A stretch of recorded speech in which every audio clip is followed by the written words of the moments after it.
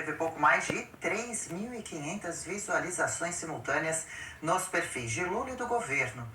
No fim da transmissão, o programa de Lula atingiu aproximadamente 22 mil pessoas. Somadas as visualizações de todas as lives de Lula até agora, o número não chega a 900 mil no YouTube. Para comparação, as lives semanais do ex-presidente Jair Bolsonaro chegaram a marcar um número parecido em uma única transmissão. Apesar da alta produção, a live de Lula mais assistida teve 190 mil visualizações. Cristina Grêmio, o que explicaria o fracasso da audiência do presidente?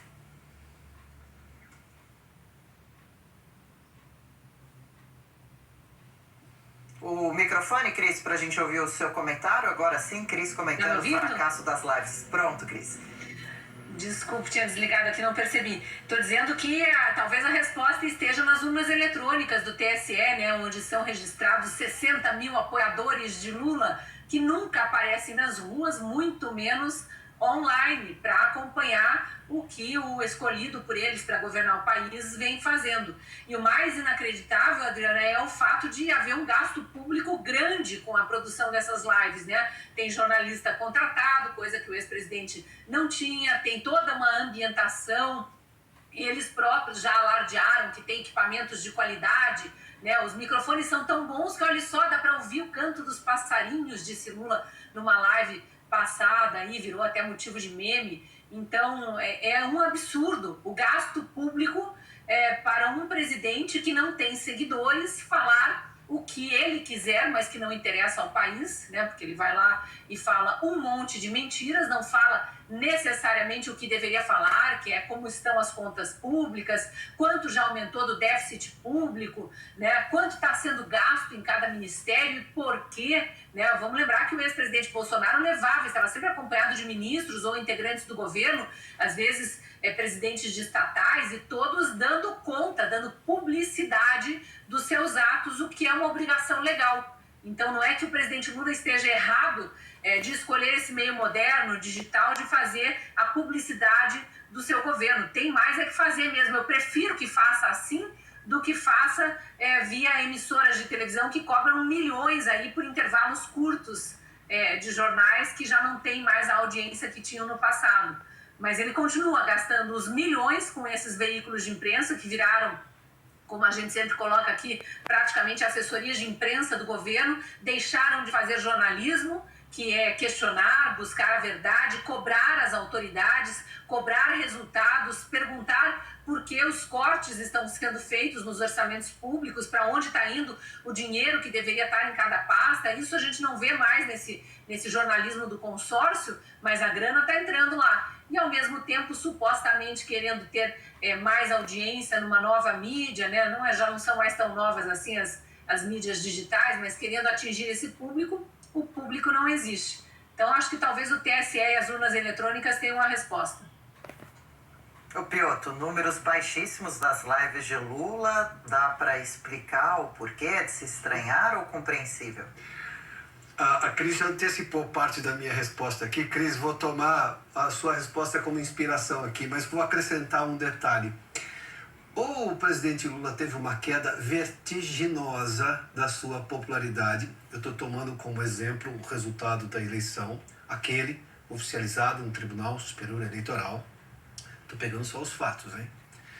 Ou a conta não fecha, porque a audiência é muito pequena. Não dava para ser neste valor. Tá, poderia ser 200 mil, 300 mil, ainda assim muito abaixo do que Bolsonaro registrava, porque teve uma ideia original. Aliás, Bolsonaro chegou, a campanha dele foi nas redes sociais. Só que eu costumo dizer, e parece uma coisa óbvia, mas o óbvio precisa ser dito nesse país, tudo é feito de gente no mundo. Sem gente não tem mundo. E as redes sociais são feitas de gente. As ruas são feitas de gente. E o PT perdeu a hegemonia das ruas, se é que um dia teve. E o PT perdeu a hegemonia das redes, se é que um dia teve. Quem tem essa hegemonia, quem tem esse apoio maciço das ruas e também das redes sociais, é o ex-presidente Jair Bolsonaro. E eu só estou analisando aqui o que as imagens nos mostram, o que os números nos mostram, o que os fatos são claros. O Augusto sempre fala aqui de fatos, né? Fatos são fatos. Você brigar com eles vai dar errado. E aqui, então, na minha modesta opinião, a conta não fecha. Porque eu não consigo também, dentro do cenário político, imaginar que alguém tenha uma queda vertiginosa, gigantesca de popularidade em tão pouco tempo. Ainda assim, sobrariam ali uns 15, 20%. Isso, pegando aqui um número razoável, talvez rendesse uma popularidade, um acompanhamento com toda a propaganda que é feita, com a contratação de um jornalista famoso, de uma emissora famosa, enfim, grande e tudo mais, quer dizer, tudo para chamar a atenção. É muito diferente daquela coisa do ponto de vista que o Bolsonaro fazia, o ex-presidente Bolsonaro era quase um bembe, né? Ele estava lá, né? Às vezes o sinal ficava esquisito. Não, agora é uma produção de audiovisual bem feita, com recursos técnicos. A Cris já fez menção a custo para fazer aquilo. Mas esse número de visualizações, de acompanhamentos simultâneos, mas também pós-simultâneos, para um negócio dessa magnitude, a conta não fecha. Augusto Nunes, o brasileiro está desinteressado, não quer ouvir o que o presidente tem a dizer? Olha, você lê um jornal, assiste algum programa, que você está interessado em saber coisas que não sabe que são importantes. Quando falam o presidente da República, é natural que você fique atento ao que ele vai dizer, porque interfere diretamente na tua vida. O problema é o seguinte, o Lula mente o tempo todo. Essas mentiras são encampadas por um número razoável de brasileiros, os que votam no Lula. Né? Milhões aí mentem junto com ele, mas sabem que são mentiras. Então, como é que é o raciocínio deles? É muito lógico. Além de contar mentira, ouvir essas próprias mentiras não tem graça nenhuma.